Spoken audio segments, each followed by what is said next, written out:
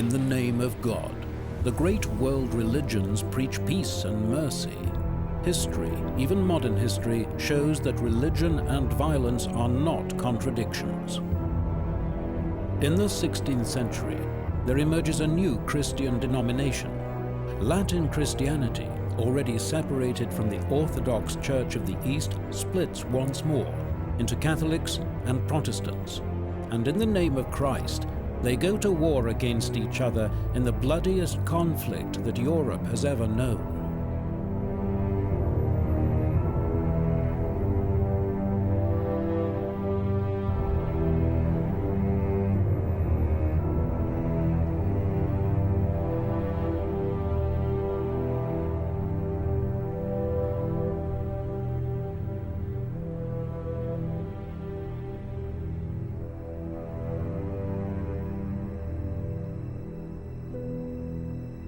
A new age has dawned in Europe, a new image of the world, the Renaissance.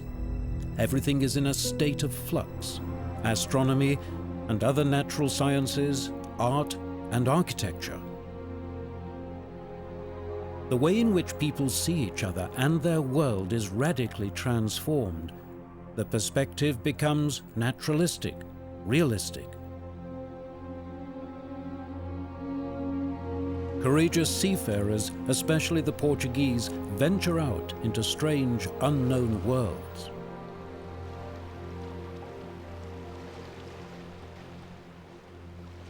With new instruments of navigation, new maps, in 1522 Magellan's ships proved that the world is round. A time of upheavals in matters of belief too. The Bible, whose Latin was inaccessible to the common people, becomes the book of books, and a dissatisfied German monk unintentionally changes the world. Martin Luther does not want a reformation, he only wishes to reform. But that is not how it turns out. It is as though his time is ripe for more. A new invention, the printing press, a technical revolution which makes possible a spiritual one. Was Gutenberg mit der Buchdruckerkunst macht, Gutenberg's printing press, printing with movable type, encourages mobility and improves communication to an extent that was previously not just unknown, but unimaginable. Nicht vorstellbaren und auch nicht gekannten Weise. The moral authority of the Church, of the popes, has reached its nadir in the company of the Borgias. The children of Pope Alexander VI, Lucretia and Cesare, rule like their father through intrigue, murder, and violence. When this pope dies, open jubilation breaks out in the streets of Rome. The Augustinian friar Martin Luther despairs at the intolerable situation, the corruption of the Church. He is not a revolutionary, only a medieval monk, but a stubborn one who wrestles with theological problems. In all probability, he never nailed up his 95 theses, composed in Latin, to the church door in Wittenberg, however popular the image. After all, who would have been able to read them? What is true is that he sent them in the form of a letter to the Archbishop of Mainz. Seine handschriftlich niedergelegten Thesen gelangen in einer handschriftlichen Fassung. His handwritten theses reach Nuremberg in manuscript form. There they are translated from the original Latin. Sie werden dort übersetzt und am Ende des Jahres 1517. Then, at the end of 1517, they are printed and copies are distributed in vast numbers throughout the empire. Auflage vervielfältigt im Reich verteilt. Luther had nothing to do with this, and it certainly wasn't what he intended. Einfluss drauf gehabt und das ist auch nicht in seinem Sinne gewesen. The result is uproar. Luther is excommunicated. In 1521, after a staged kidnapping, the Prince-Elector Frederick III of Saxony hides Luther in Wartburg Castle, where he translates the New Testament into German. His forceful style has a profound influence on the German language. 1 year later, his text is printed with far-reaching consequences. Luther isn't the first to translate the Bible into German. In the 15th century, we already have translations.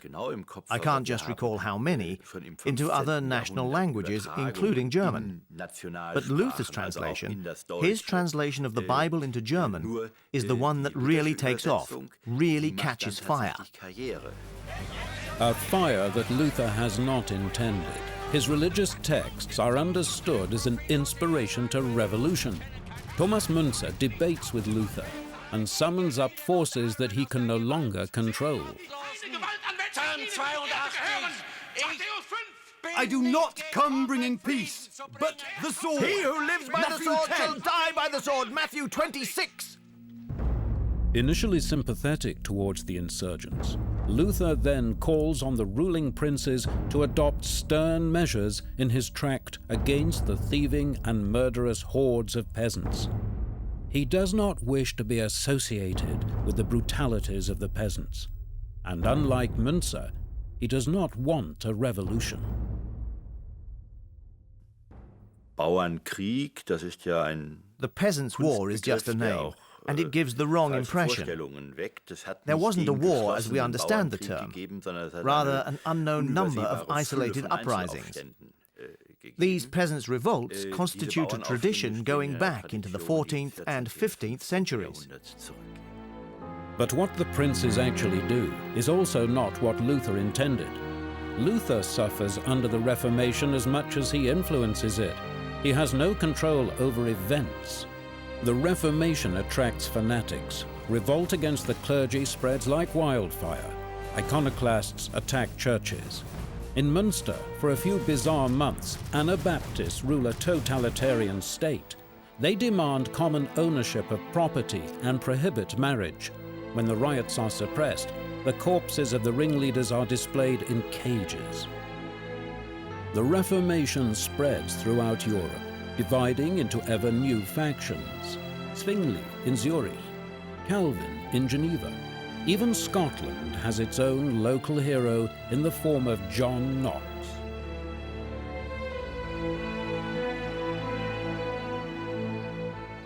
And in London, Henry VIII seizes the opportunity and founds the Anglican Church, principally in order to secure himself a divorce.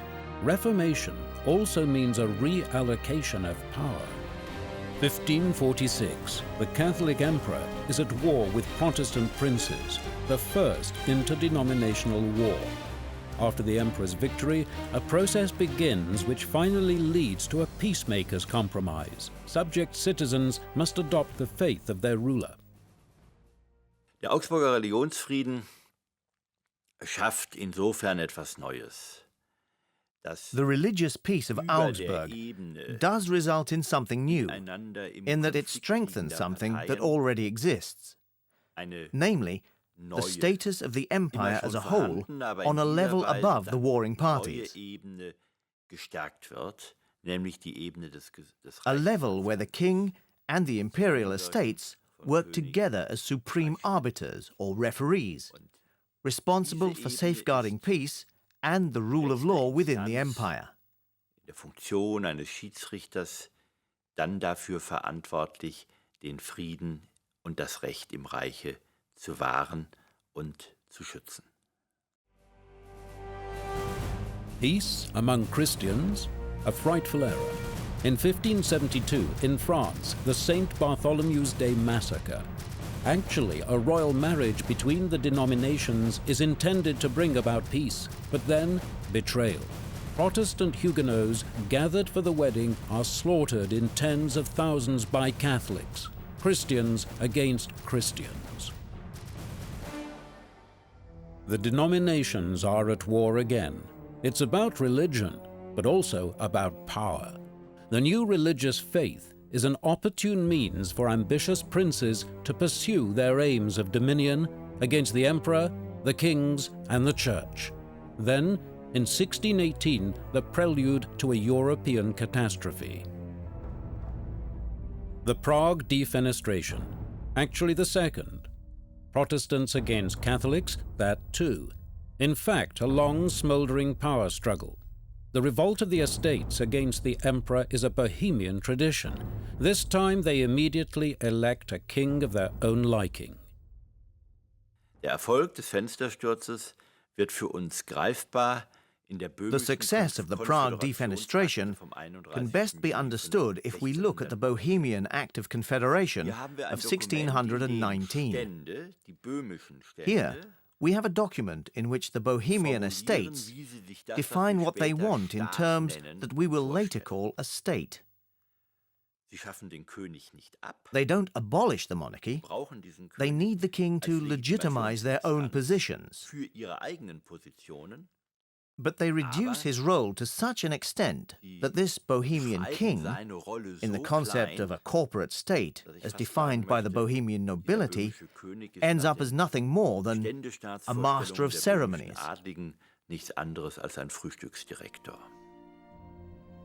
In Bohemia, the Protestant Union musters its troops. Alliances are made. Maximilian of Bavaria calls on the Catholic League to fight. Vienna. Bohemian Protestants refuse to recognize the newly elected emperor. War breaks out. Decades of conflict now explode. Emperor Ferdinand fights for Catholicism.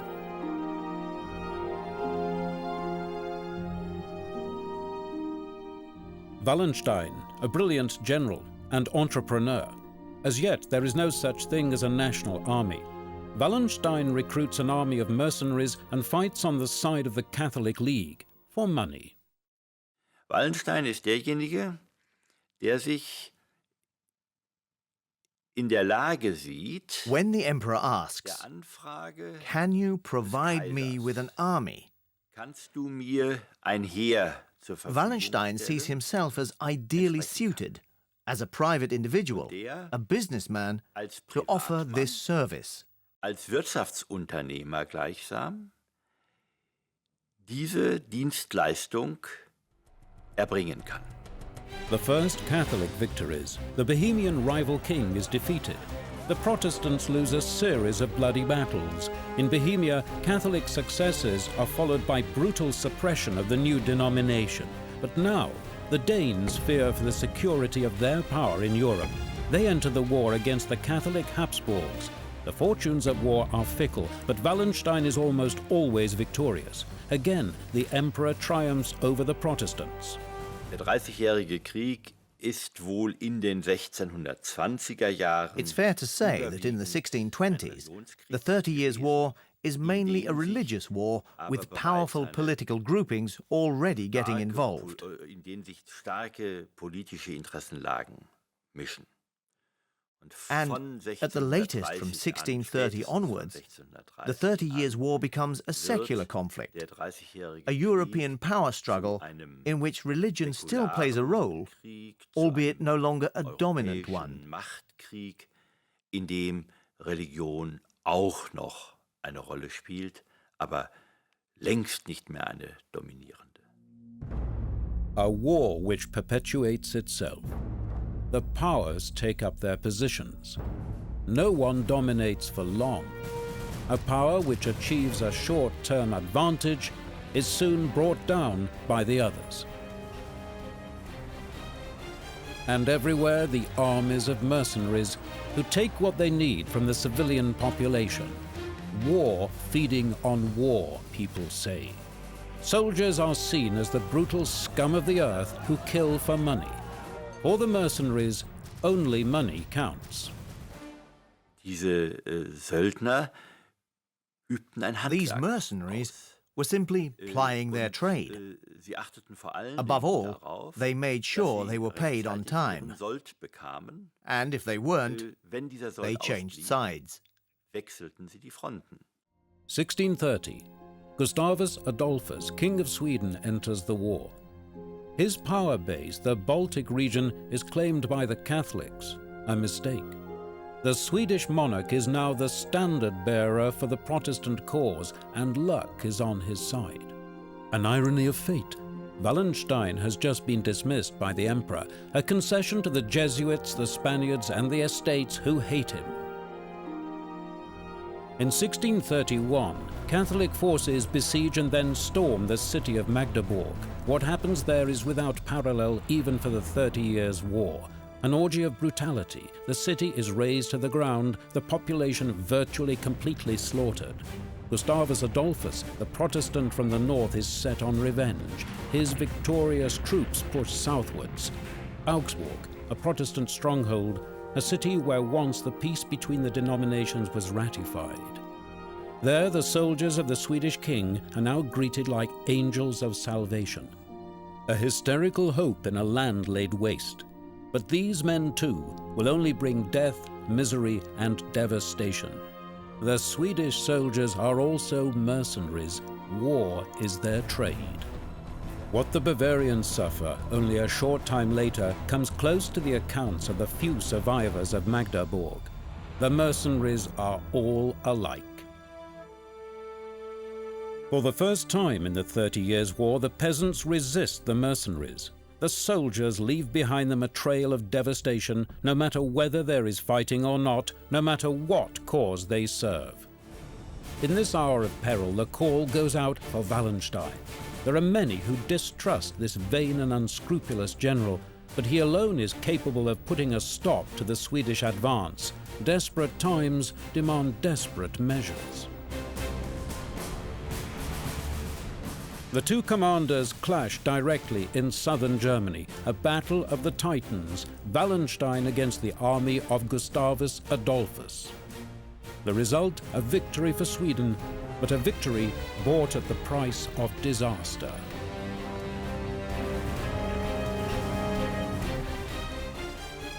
In the Battle of Lutzen, Gustavus Adolphus is killed.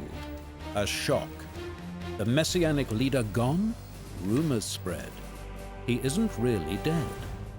The Swedes are now losing battles, but they believe they can still secure their influence by negotiation. They are deceived. At this time, nothing is stable. Wallenstein's officers have to swear personal allegiance to him, even if this conflicts with orders from the emperor. So ist es auch bei Wallenstein der Fall gewesen, der seine unternehmerische Leistung. In the case of Wallenstein, he was always successful in his business ventures. But when it came down to it, maybe it wasn't the money that mattered after all. Salopp formulieren will, am Ende dann gar nicht mehr so sehr auf but das rather, Geld for instance, becoming the Duke of Mecklenburg, a promotion in social rank which put him on a par with the princes of the Holy Roman Empire. Sozialen Aufstieg zu schaffen, der ihn den Reichsfürsten des Heiligen Römischen Reiches gleichstellte. Wallenstein has grown too powerful. What are his real aims? Among other things, he is negotiating with the Swedes for a peace agreement. Does the commander want to become something more than a duke? Not only the Jesuits would like to be rid of him. The emperor orders him captured, dead or alive. The Irish captain who stabs him in Eger is only the long arm of the numerous enemies in his own camp. An inglorious end for this notorious commander of armies.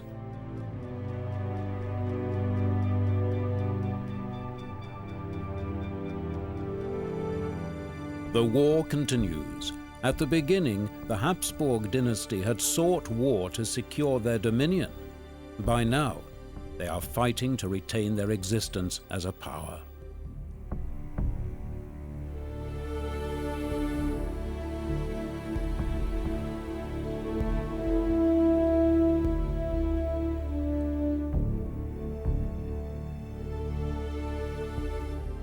Then, in 1635, at the urging of Cardinal Richelieu, France enters the war. Once again, the fighting lays waste to South Germany and Bohemia.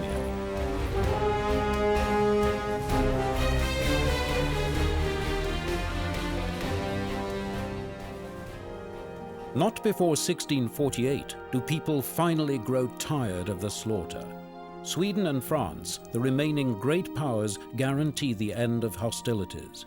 The Peace of Westphalia is signed. The basis for the religious articles of the document, is the Peace of Augsburg of 1555. After 30 years of devastating war, a bitter truth, it's back to square one. And yet everything has changed. However, for the ordinary people, the signing of the treaty did not bring about peace. Erst wenn der letzte Söldner ein Land verlassen hat, oder auch nur ein Dorf Only when the verlassen, last mercenary has left the country, or even the village, does peace return for the common people. Weil das in Sachsen zum Beispiel And because erst this doesn't happen im in Laufe des Saxony Jahres until 1650 erfolgte. documentary sources there refer to the end of the 32 Years' War. In uns überlieferten Quellen auch vom nun zu Ende gehenden 32-jährigen Krieg die Rede. Finally, an end to the killing.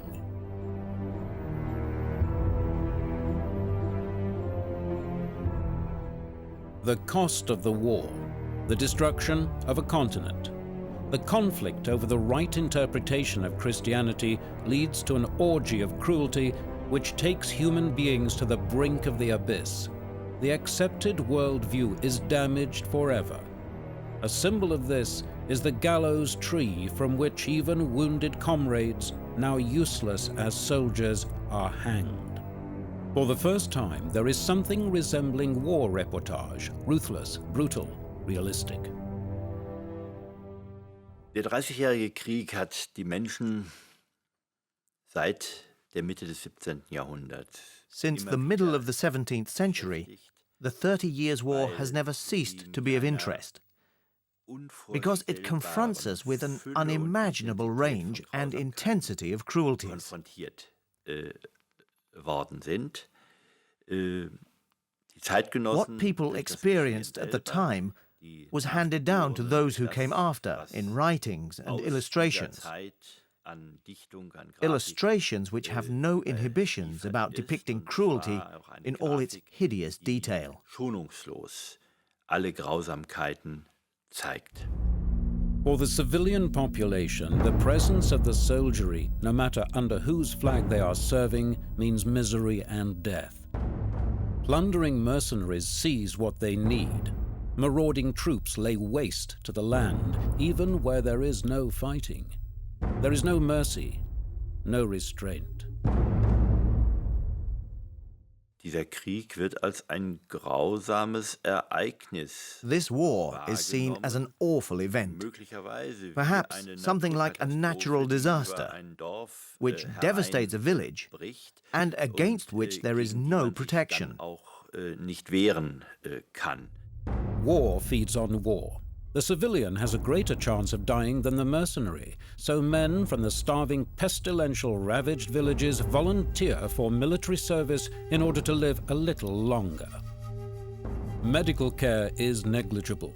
The wounded have little chance of survival, but it's still better than starving to death or being slaughtered in your own village. A European catastrophe. Most severely affected is the region which will later become Germany. How many deaths has the war cost? Insgesamt wohl über 50%. All in all, probably 50%. In some areas, population losses could go as high as 70, 80%, judging by the large number of deserted settlements left behind after the 30 Years' War. In other words, places where people have been living, but which, after the war, are no longer populated, abandoned, deserted. But from the ruins of the wars of religion emerges the idea of the modern nation-state, a mechanism of power, a neutral structure standing above denominational conflict. Treaties, civil order, and the rule of law are to bring about peace, an idea whose consequences extend into our own present day. Hell is humankind itself. The struggle for religious domination leads to the abyss. In the name of the one true faith, man is capable of any imaginable cruelty. So reads the lesson of the 30 Years' War. By nature, man is and always has been greedy, selfish, and cruel. Only an all-powerful constraint compels him to keep the peace. Man is a wolf to man, writes the English philosopher Thomas Hobbes. Hobbes zieht daraus die Konsequenz, dass der Mensch Hobbes concludes that if man is to live in a condition of peaceful coexistence, he must be subject to discipline. He must be constrained in every aspect of his life by a power that can only be the power of the state. Zu reglementieren sucht und dem friedfertigen Zusammenleben dienen soll. To constrain the greed of man, Hobbes decrees the totalitarian state, an omnipotent monster, Leviathan, which imposes peace and dictates what may be thought, said, and believed, an idea which will bear fruit. Absolutism, the state ruled over by the French Sun King Louis XIV, one of the practical political consequences of the 30 Years' War. Rigid, majestic order. The jungle gives way to the garden. The state as a calmly ticking, finely oiled and neutral clockwork. Base instincts and conflicts of belief are held in check by the power on high, the new ideal of the age. In place of the bands of mercenaries hired when needed, we find standing armies, valuable instruments of the state to be used sparingly. Prussia, under Frederick II, is the ideal model of enlightened absolutism, a sober, rational state without an established church. Die ganz große Tendenz ist, The trend is quite clear. Perhaps Frederick the Great put it best. Each man should be blessed as he thinks fit, and so religion is shifted firmly into the private sphere. Religiösen in den Bereich des Privaten. The practical consequences. In the late 17th century, the Huguenots pour into Prussia, into freedom. Under Frederick II, there's a time when every fourth Berliner is of French origin, a monarchy on the make in which church and state are strictly separated. It's a matter of principle. In Prussia, Kant pursues the idea to its logical conclusion. His essay, Towards Eternal Peace, is a blueprint for the United Nations organization. Law should rule over power in a kind of world parliament, an idea which has found little favor with every superpower to date. The separation of church and state is now so taken for granted that the appearance of the Pope before the United Nations is a minor sensation. In the past, popes waged war. Today, the Pope has only moral power, not battalions. A long way, which has led from the Crusades of the Middle Ages via the 30 Years' War to the present day.